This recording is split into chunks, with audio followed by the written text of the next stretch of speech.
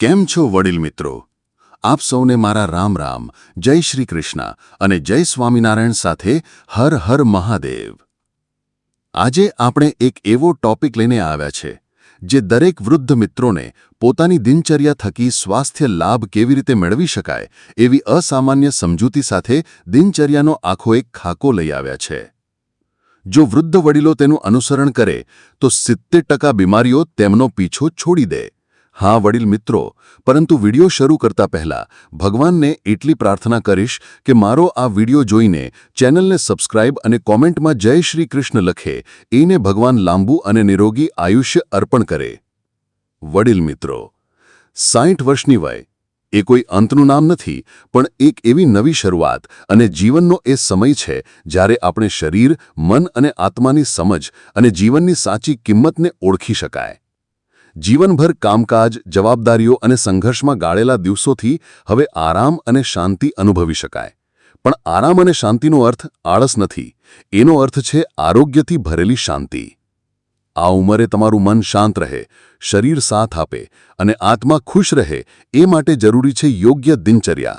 જો દિનચર્યા સગડી હોય તો વૃદ્ધાવસ્થા એક આશીર્વાદ બની રહે.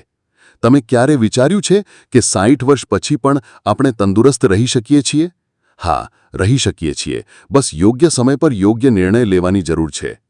આ વિડિયો એ જ દિશામાં છે, જેમાં આપણે જાણશું કે વૃદ્ધાવસ્થામાં કેવી દિનચર્યા હોવી જોઈએ, કઈ વાતો ખાસ ધ્યાનમાં લેવી અને જીવનને ઉત્સવ બનાવી જીવવું છે. ચાલો હવે ચોમાસા જેવી આ ઉંમરે જીવનને વસંત જેવું બનાવીએ.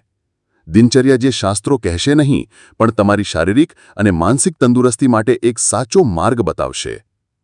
ચા પીધા બાદ શરૂ કરીએ આપણા જીવનના સૂર્યોદયની નવી કથા. નંબર 1. સવારે વહેલા ઉઠવાનો નિયમ. માણસ ભલે જેને કહો, પણ જે મનુષ્ય વહેલા ઉઠે છે ને એ જ સાચા અર્થમાં પોતાના જીવનને સુખદ, તંદુરસ્ત અને શાંતિમય બનાવે છે. ખાસ કરીને જ્યારે આપણે વાત કરીએ વૃદ્ધાવસ્થાની, ત્યારે વહેલી સવારનું મહત્વ ઘણું વધી જાય છે. નિત્યનું વહેલું ઉઠવું એ તો એક એવી ચાવી છે જે આખા દિવસને ચમકાવતી શરૂઆત આપે છે. સવારના બ્રહ્મ મુહૂર્તમાં જ્યારે પવન ઠંડો હોય, માહોલ નિર્વિકાર હોય અને પંખીઓ ચહેકતા હોય, ત્યારે શરીર પણ પ્રકૃતિની સાથે જોડાય છે. એવું કહે છે ને કે સાંજ સવાર જો સારી જાય તો રોગ દવા વગર દૂર થાય. સવારના સમયે વહાં શુદ્ધ હોય છે, શ્વાસ લેવામાં ફેફસાને તાજગી મળે છે. તાજી હવા માણીને થોડું ચાલવાનું કરાય તો શરીર ચુસ્ત રહે છે. થોડી પ્રાર્થના કે મંત્રોચ્ચારણ કરવાથી મન પણ સ્થિર રહે છે. આવા દિવસે ના ખોટી ઉદાસી રહે, ના તણાવ આવે. અંતે એક જ વાત યાદ રાખવી કે સવારની એક જ પળ આખા દિવસના નસીબને બદલી શકે. તો આવો નિર્ણય લઈએ કે આજથી આપણો દિવસ વહેલી સવારથી જ શરૂ કરીશું. નંબર 2. તાજો અને પૌષ્ટિક નાસ્તો. સવારનો નાસ્તો એ દિનચર્યાનો સૌથી મહત્વનો હિસ્સો છે. ખાસ કરીને વૃદ્ધાવસ્થામાં તો નાસ્તો યોગ્ય અને પૌષ્ટિક હોય એ ખૂબ જરૂરી છે. જો આપણે સવારે નાસ્તો નહીં કરીએ તો શરીરમાં ઊર્જાની કમીઓ શરૂ થઈ જાય છે. માથું ઘૂમે છે, શક્તિ ઓછી લાગે છે અને આખો દિવસ ઢીલો જાય છે. ગામડામાં ઘણીવાર કહેવાય છે કે સવાર તાજી ખાવાથી બપોરે દવા ન ખાવા પડે. એટલે સવારે એવું ખાવું કે જે આપણને બધો દિવસ ચાલવા લાયક ઊર્જા આપે અને તંદુરસ્ત રાખે. વૃદ્ધ વ્યક્તિઓ માટે શ્રેષ્ઠ નાસ્તાના શું આવે?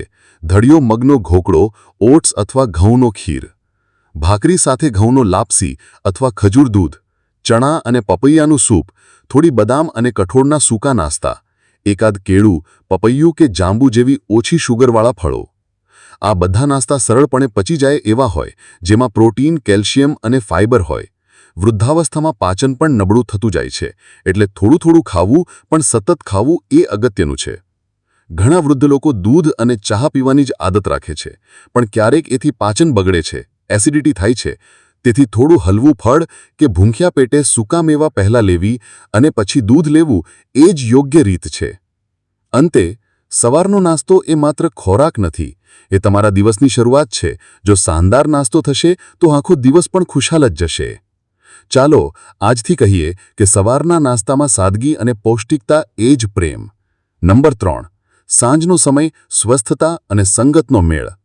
ખાસ કરીને વૃદ્ધાવસ્થામાં સાંજ એ શારીરિક આરામ અને માનસિક શાંતિનો સમય હોય છે. આખા દિવસ પછી જ્યાં શરીર આરામ માગે છે ત્યાં મન સંગત માગે છે અને બંને મળીને જીવનને સરળ અને સ્વસ્થ બનાવી શકે છે. ગામડામાં જૂના સમયથી સાંજને ઘણો મહત્વ આપવામાં આવતો. ઘરમથારે દીવો લાગે, પંખી ઘર વળે, ભજન ચાલે અને ઘરના બાળકો મોટાઓ મળીને વાતચીત કરે, એ જ સાચી સાંજ. આજે જ્યારે ઘણા વૃદ્ધો એકલતા અનુભવે છે ત્યારે સાંજનો સમય પોતાના માટે જીવવાનો એ સારો અવસર છે. સાંજના સમયનું યોગ્ય ઉપયોગ કરો, હલવી ચાલ કરો, પ્રભાત ફેરી જેવી ટહેલવું, ફલદ્રુપ ઊંડા શ્વાસ લો અને થોડી પ્રાર્થના કરો. એવું કરવાથી નબળા હૃદયને આરામ મળે છે, દિમાગને શાંતિ મળે છે અને ઊંઘ પણ સારી આવે છે. સાંજનો બીજો મહત્વનો પાસો છે સંગત.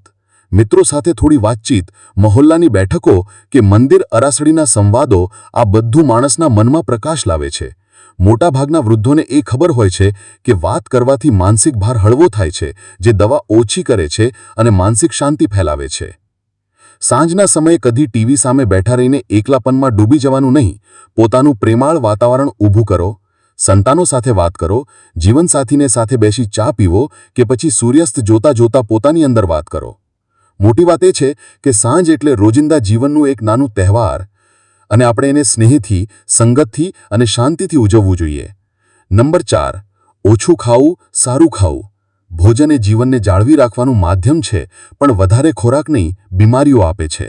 ખાસ કરીને વૃદ્ધાવસ્થામાં તો થોડું ખાવું પણ ઠીક છે, જો એ પૌષ્ટિક અને પાચન યોગ્ય હોય. આપણે ગામડામાં સાંભળ્યું જ હશે કે પેટ ભર્યું ખાવું નહીં, સંતોષે ભર્યું ખાવું. વૃદ્ધોએ એ સમજવું જરૂરી છે કે હવે શરીરનું મશીન ધીમું ચાલે છે, પાચન ક્રિયા હલવી થઈ ગઈ છે અને જો વધારે મસાલેદાર, ઓઇલી કે મીઠું ખાશે તો એને પચાવવું મુશ્કેલ થઈ જાય છે. પરિણામે ગેસ, એસિડિટી, પિત્ત, અનિદ્રા અને થાક સતત મુશ્કેલીઓ આપે છે. તો ઓછું ખાવું એનો અર્થ એ નહીં કે ભૂખ્યા રહો, પણ એ ખાવું જે પચી શકે, સહેલાઈથી શરીરમાં ઊર્જા આપી શકે. જેમ કે રોટલી સાથે લીલી શાકભાજી, મગનું સૂપ, છાશ, સૂકી ભાખરી, પપૈયું, કેળું કે તાજા ફળ, મુઠ્ઠી બદામ કે એકાદ અખરોટ. ભોજનની સાથે પાણી એકદમ ઠંડુ નહીં, પણ થોડું સહજ તાપમાનનું પીવું જોઈએ. ભોજન પછી એકવાર ટહેલવું, હાથ મોં ધોઈને આરામ કરવો પણ જરૂરી છે. અને હા, વૃદ્ધો માટે 3 ટાઈમ ભોજન કરતાં પણ 4-5 નાની નાની વખત થોડી થોડી માત્રામાં પૌષ્ટિક વસ્તુ ખાવું એ વધુ સારું. જેમ કવાય છે ને કે ઓછું ખાધું, સારું ખાધું અને સંતોષથી ખાધું. નંબર 5, પાણી એ જીવનની ધારી. પાણી એ જીવન છે, એ કોઈ સૂત્ર નથી, એ ખરી હકીકત છે. જેમ વનસ્પતિને વરસાદ જોઈએ એ રીતે શરીરને પણ નિયમિત પાણી જોઈએ. ખાસ કરીને વૃદ્ધાવસ્થામાં પાણીનું મહત્વ એ લોકો માટે દવા જેવી અસર કરે છે.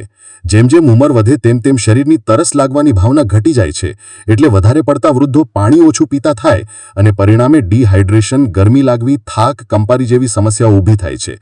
ઘણીવાર તો માથું દુખે, મન અશાંત લાગે, એ પણ પાણીના અભાવથી થાય છે. દરેક વૃદ્ધ વ્યક્તિએ નિયમ રાખવો જોઈએ કે દિવસભર ઓછામાં ઓછા 6 થી 8 ગ્લાસ પાણી તો જરૂર પીવું. સવારે ઉઠીને ખાલી પેટે 1-2 ગ્લાસ હૂંફાળું પાણી પીવું એ ખૂબ લાભદાયક છે. પેટ સાફ રહે, શરીરમાં ગરમી ઘટે અને પાચન પણ સરળ બને. જે લોકો વારંવાર ચા કે દૂધ વધુ લે છે એમણે ખાસ ધ્યાન રાખવું જોઈએ કે એ દૂધ પીધા પછી સામાન્ય પાણી પણ લેવું પડે, કારણ કે ચા, કોફી આપણું શરીર વધુ પચાવતું નથી, ઉલટું પાણી ખેંચી લે છે. પાણી ઉપરાંત છાશ, નારિયેલ પાણી, લીંબુ પાણી એ પણ ખૂબ સારો વિકલ્પ છે. ખાસ કરીને છાશમાં મીઠું, જીરું નાખીને પીવાય તો પાચન માટે ખૂબ જ ઉત્તમ બને છે, ગરમીને દૂર કરે છે અને આંતરડા તંદુરસ્ત રાખે છે. ગામડામાં તો એવું કહેવાય છે કે જેમ જમીનને પાણી જોઈએ તેમ માણસને શાંતિ માટે પાણી જોઈએ. પાણી પીવો એ માત્ર જરૂરિયાત નથી, એ સંસ્કાર છે, પોતાના શરીર સાથે પ્રેમ કરવાનો સંકેત છે. અંતે એક જ વાત, પાણી પીવો પણ સમજદારીથી, સમયસર અને નિયમથી.